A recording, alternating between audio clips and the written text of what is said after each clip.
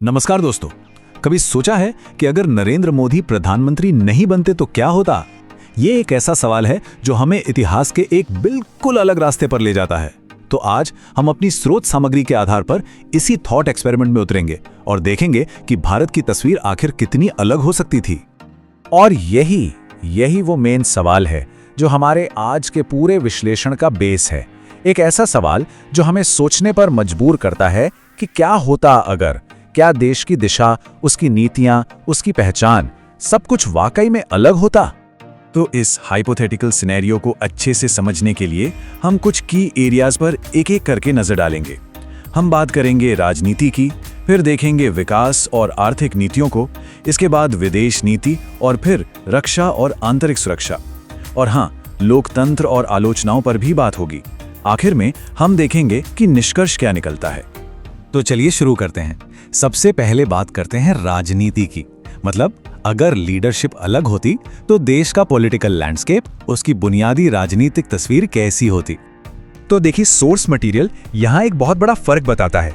एक तरफ है मोदी का नेतृत्व, जहाँ एक दलीय बहुमत है, मतलब एक स्टेबल सरकार जो बड़े और कड़े फैसले ले सकती है। और दूसरी तरफ एक वैकल्पिक स्थिति, मतलब एक गठबंधन सरकार होती जहां फैसले धीरे होते क्योंकि सबको साथ लेकर चलना पड़ता, जिसे कहते हैं ना पॉलिटिक्स ऑफ एडजस्टमेंट, वो हावी रहती। अच्छा, तो ये तो हुई राजनीति की बात। अब आगे बढ़ते हैं और देखते हैं कि लीडरशिप का ये फर्क डेवलपमेंट और इकोनॉमिक पॉलिसी पर कैसे असर डालता। और यहाँ पर जो एनालिसिस है वो दो शब्दों पर बहुत जोर देता है, स्केल और स्पीड। सोर्स के मुताबिक make in India, digital India, स्वच्छ भारत जैसी जो बड़ी बड़ी योजनाएं थीं, उन्हें बहुत बड़े पैमाने पर और बहुत तेजी से लागू किया गया। अब तर्क ये दिया जाता है कि इस तरह का एग्जीक्यूशन, मतलब इतने बड़े लेवल पर काम करना, शायद एक कम स्थिर या गठबंधन वाली सरकार में मुमकिन ही नहीं हो पाता।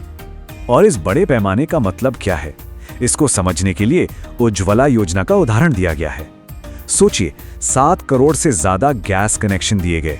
ये नंबर ही अपने आप में बताता है कि इन योजनाओं का स्केल कितना बड़ा था।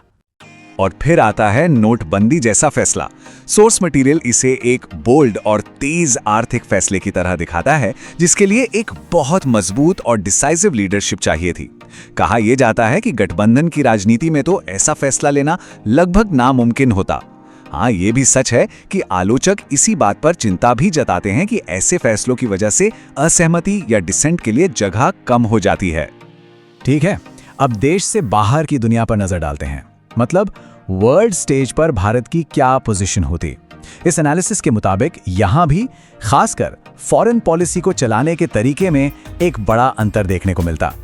यहां तर्क यह है कि दुनिया के बड़े बड़े नेताओं के साथ पर्सनल डिप्लोमेसी, मतलब सीधी बातचीत और जो एक पर्सनल कनेक्ट बनाया गया, उसने भारत की ग्लोबल पहचान को बहुत बढ़ाया। यह दिखाता है कि इस तरह के पर्सनल एफर्ट्स ने भारत को वर्ल्ड स्टेज पर एक अहम प्लेयर बना दिया। अब बात करते हैं रक्षा और आंतरिक सुरक्षा की। नेशनल सिक्योरिटी के मामले में सोर्स एक बहुत ही अलग और टफ नजरिए की बात करता है। यहां सर्जिकल स्ट्राइक और बालाकोट एयर स्ट्राइक जैसे एक्शन को बड़े उदाहरण के तौर पर रखा गया है, ये दिखाने के लिए कि भारत ने आतंकवाद के खिलाफ एक ज्यादा कड़ा रुख अपनाया। एक तरफ तो इन कार्रवाइयों को एक मजबूत संदेश के तौर पर देखा गया, लेकिन वहीं दूसरी तरफ कुछ आलोचकों ने सामाजिक ध्रुवीकरण बढ़ने की चिंता भी जताई।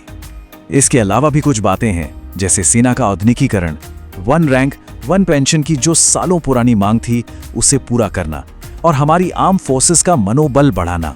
सोर्स के मुताबिक ये वो काम थे जो पिछली सरकारें नहीं कर पाई थीं। अच्छा, तो हमने एक पक्ष तो देख लिया, लेकिन एक सिक्के के 2 पहलू होते हैं ना। तो अब जरा उन आलोचनाओं और दूसरे नजरियों को भी ठीक से देख लेते हैं जिनका जिक्र सोर्स मटेरियल में ही किया गया है। तो जैसा हमने अभी बात की, एक तरफ हैं बड़े फैसले और कड़ा रुख, लेकिन दूसरी तरफ आलोचक इन्हीं बातों पर सवाल भी उठाते हैं। सोर्स के मुताबिक उनकी चिंताएं हैं लोकतांत्रिक संस्थाओं पर दबाव को लेकर, मीडिया की आज़ादी में कमी को लेकर, समाज में बढ़ते ध्रुवीकरण को लेकर और असहमति के लिए जगह कम होने को लेकर। तो ये है कहानी का दूसरा पहलू। तो इन सारी बातों को अगर हम एक साथ जोड़कर देखें तो इस ऑल्टरनेटिव रियलिटी की, इस काल्पनिक भारत की आखिर तस्वीर क्या बनती है?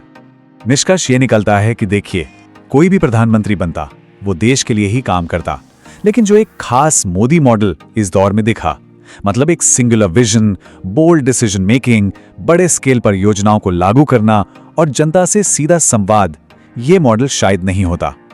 और सोर्स के मुताबिक इसी वजह से आज का भारत उस काल्पनिक भारत से बिल्कुल अलग होता। और आखिर में हम आपको सोर्स के इसी एक बड़े सवाल के साथ छोड़ के जा रहे हैं। सवाल यह है कि किसी भी देश की किस्मत को बनाने में लीडरशिप का, एक नेता का आखिर कितना बड़ा रोल होता है। इस पर सोचिएगा जरूर।